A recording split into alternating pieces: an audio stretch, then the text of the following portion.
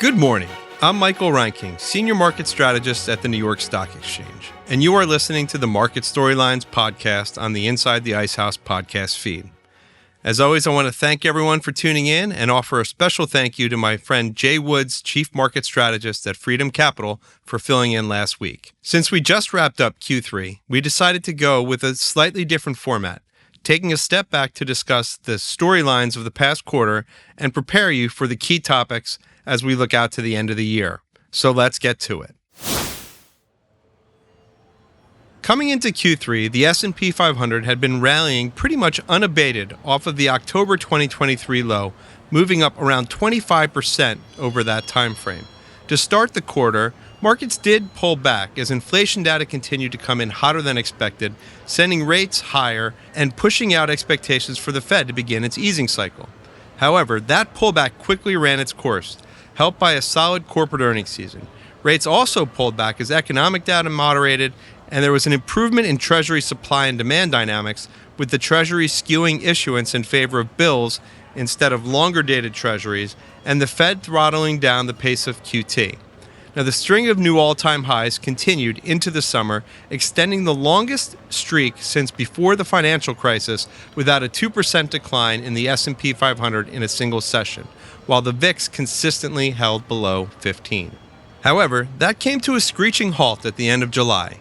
The tremors began as a rotation got underway following the June CPI report, which came in better than expected, opening the door for the Federal Reserve to begin cutting rates. Then at the end of the month, the evening after the Fed left rates on hold, the Bank of Japan surprised markets by hiking rates earlier than expected, which began the unwind of carry trades. This was followed by a weak jobs report that Friday, triggering calls that the Federal Reserve was behind the curve, and a sharp sell-off into the weekend ensued, with the VIX approaching 30 that Friday. Now, over the weekend, as the yen continued to strengthen, the Nikkei fell over 10%, bringing losses to around 20%, and multiple Asian markets triggered market-wide circuit breakers. U.S. markets gapped down that Monday morning, nearly 5%, bringing the peak-to-trough decline from the July high to about 10%, with the VIX surging to levels not seen since the pandemic. As we discussed in our inaugural Market Storylines podcast, we felt the violent price action was mostly related to the unwinding of crowded positioning, which had built up during the low volatility environment, as opposed to a significant negative shift in the overarching backdrop. Monday's sell-off ended up marking the low, and the rebound happened faster than even I had expected. In the days ahead, officials from the BOJ calmed fears of aggressive tightening.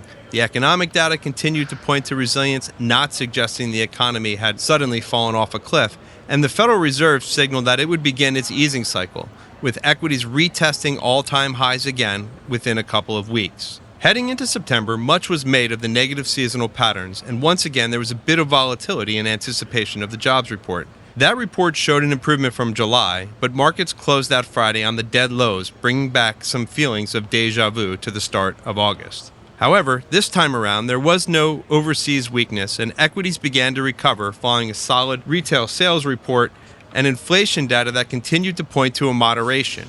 Markets seemed to get more comfortable with the idea of a 25 basis point rate cut. However, some well-placed quotes in the media made it apparent that a 50 basis point cut was indeed on the table.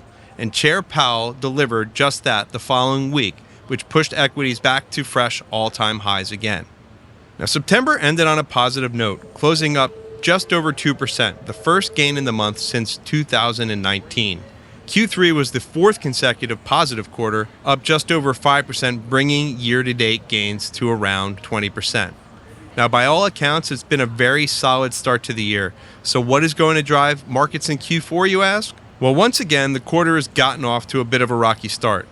This time mostly related to the increasing geopolitical risks as tensions in the Middle East have once again escalated. So that is currently top of mind. Beyond that, there are a few things that I am watching: economic data, corporate earnings, China, and obviously the election. In terms of economic data, markets have become hypersensitive to incoming data, particularly on the growth side of the equation. With the Fed's recent shift, labor market data the first Friday of the month will be key. The Q2 earnings season unofficially kicks off at the end of next week, with major financials beginning to report. Investors will be listening closely for signs that the environment is shifting. Now, over the last week, China has unleashed an aggressive policy response to try and spur economic activity, address property market concerns, and stabilize markets. Now, this has triggered a sharp rally in local markets, which are up over 20% over the last week. Now, the country has been at the epicenter of global growth concerns and has negatively impacted earnings of global corporations, particularly in Europe, which are more exposed. It'll be interesting to see the impact of these policy changes in the weeks ahead. And this has also put a bid beneath commodity markets, so it's something to pay attention to on the inflation front. And finally, we have the election, which is now only weeks away. Historically, the weeks leading into the election tend to be volatile, with the month of October the worst month during election years since 1970, falling by an average of just over 1%, but it has only ended lower about half of the time. But this leads into a strong end of the year as some of the uncertainty is removed. And I love the stat that Jay shared last week, highlighting when markets make a new all-time high in September, that historically has led to further gains in the final quarter of the year. So clearly there's plenty to follow in the weeks ahead, and I consider it an honor to take that journey with you. Thank you very much for spending some time with us today.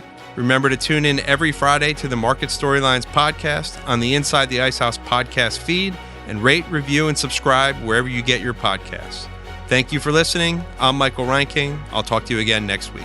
Information contained in this podcast was obtained in part from publicly available sources and not independently verified. Neither ICE nor its affiliates make any representations or warranties, express or implied, as to the accuracy or completeness of the information, and do not sponsor, approve, or endorse any of the content herein, all of which is presented solely for informational and educational purposes. Nothing herein constitutes an offer to sell, a solicitation of an offer to buy any security, or a recommendation of any security or trading practice. Some portions of the preceding conversation may have been edited for the purpose of length or clarity.